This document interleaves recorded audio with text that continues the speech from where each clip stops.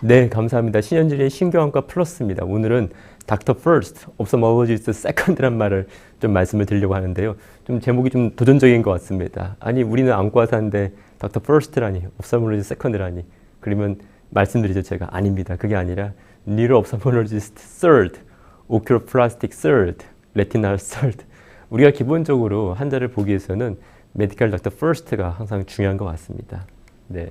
그래서 저희 전공 선생님들 보면은 항상 환자가 와서 눈이 안 보여요. 눈이 불편해 오면은 대뜸 시력을 잰 다음에 바로 이제 현미경부터 색역등부터 앉히는 것 같아요. 잠시만요. 환자의 말을 막고 바로 환자를 앉혀가지고 색역등부터 보고. 사실 저도 그렇습니다. 저도 옛날에 전공일 때 이제 기본적으로 저희 안과는 이제 보고 진단이라는 게 익숙하다 보니까 환자가 오면 어떻게든 이미지를 찍고 막막 사진을 찍고 또 색역등을 보고 해서 바로 진단을 내리려고 했던 게 제 모습이었던 것 같습니다. 그래서 항상 저희 전공생한테 말하는 게 닥터 퍼스트가 되어야 된다. 그리고 항상 우리가 시력저부터 시작하지 말고 이 환자가 가지고 있는 프로블럼이 뭔지부터 우리가 찾아야 된다 말씀을 드리는데요. 한번 제가 예를 들어보겠습니다.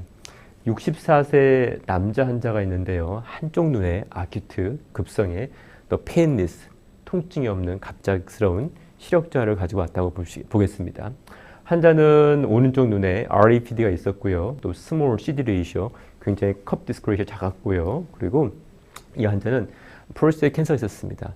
이렇게 고령에서 바스큘러 리스크 팩터가 있는 고령에서 페이니스, 아큐트, 로스 오브 비전, RAPD, 스몰 CD 레이쇼가 있고 디스크에 헤모리지가 있을 때 우리가 어떤 걸 가장 의심할 수 있을까요? 우리가 아큐트 엔테리어 이스케믹 옵틱 뉴로패티를 의심할 수 있죠. AION을 의심할 수가 있습니다.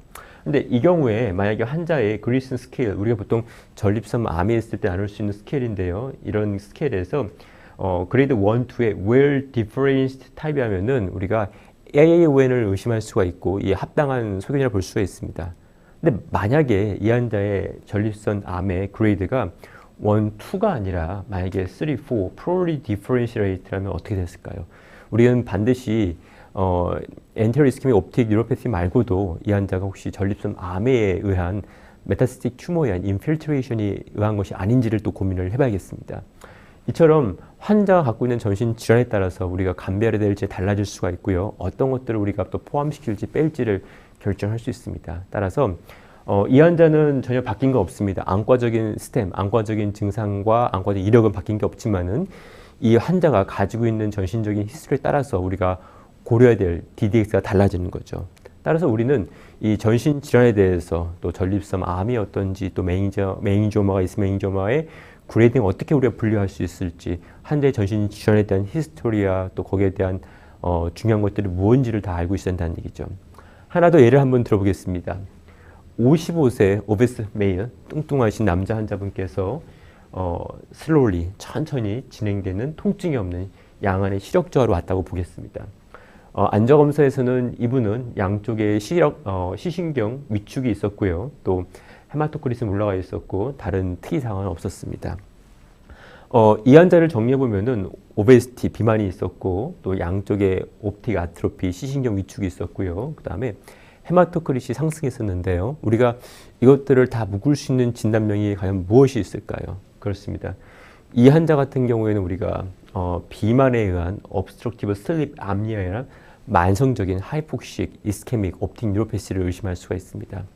우리가 이 환자 같은 경우도 안과에만 국한돼 생각한다면 사실은 진단명이 잘 나오지 않을 수가 있습니다. 하지만 우리가 알 수 있는 것들, 왜 헤마토크리시 증가했을까?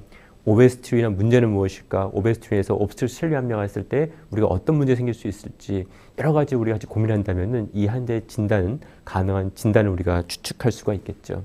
그래서 우리가 항상 제가 말씀드린 신경안과에서는 outcomes ratio, single unifying explanation을 만드는 게 제일 중요합니다. 환자의 모든 증상을 통합해서 하나의 진단명을 내리기 위해서는 우리가 안과적인 지식뿐만 아니라 다른 과적인 지식도 알아야 되고요. 또 다른 과 의사들과 소통할 줄 알아야 됩니다. 그래서 이런 의미에서는 항상 협업이 중요하고 다른 과랑 같이 이야기하고 그래서 저도 항상 저 혼자만 이제 공부하는 것이 아니라 또 신경과 신경외과 선생님이랑도 같이 모여서 정기적인 컨퍼런스도 하고 같이 의견도 나누고 이러고 있습니다.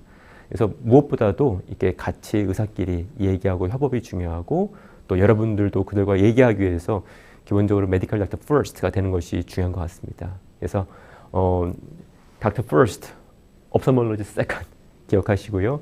우리가 한번 안과사지만은 안과사를 넘어서 먼저 메디컬 닥터가 먼저 되시기를 한번 기대해 보겠습니다. 감사합니다.